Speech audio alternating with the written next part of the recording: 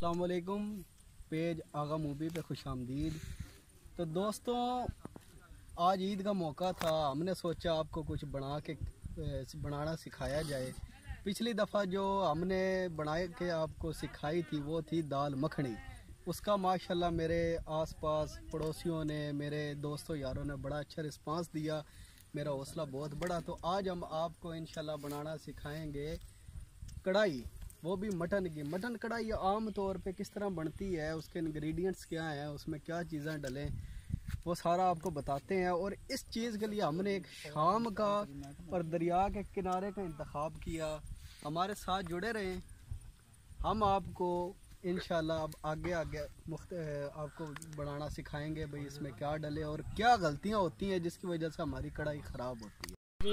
ज़हर भाई ने मुझे आग जलाने के लिए कहा, तो मैंने आग जलाना शुरू कर दिया है। अब थोड़ी देर में आग जल जाएगी, फिर इंशाल्लाह हम कढ़ाई तैयार करेंगे। अच्छा, इसमें हमने ऑयल डाल दिया है। तो यूँ क्या है ना, इसके मुंह पर रखना।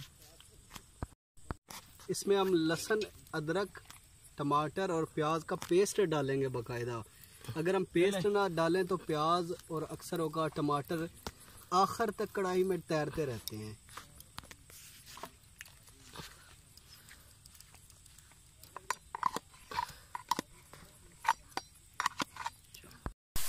हमारा मसाला तकरीबन तैयार है।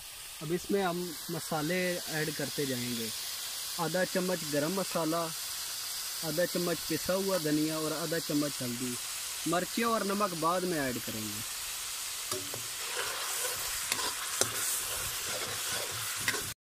अच्छा नाजरीन, हमारा मसाला तकरीबन तैयार है। आप मसाले की पोजीशन देख सकते हैं, माशाल्लाह ग्रेवी बहुत मज़े की तैयार हुई है।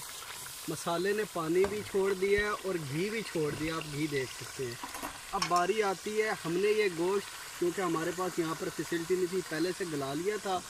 अब ये गोश्त और इसकी जो यखनी है थोड़ी सी, 1 कटोरी तकरीबन, वो हम इसमें शामिल कर देंगे।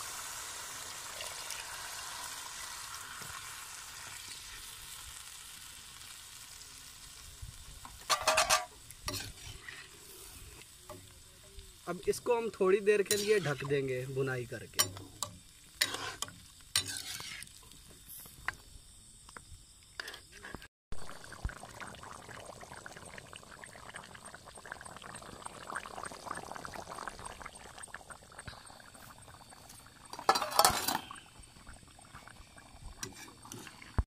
तो गाइस, अब इसमें हम थोड़ी सी मिर्चें डालेंगे, सब्ज़ मिर्चें। अब ये तकरीबन हो गई है, हमने सिर्फ इसका थोड़ा सा पानी खुशक करना है। ये हमने सब्ज़ मिर्चें डाल दी और इसको थोड़ी देर के लिए और ढक के रख देंगे।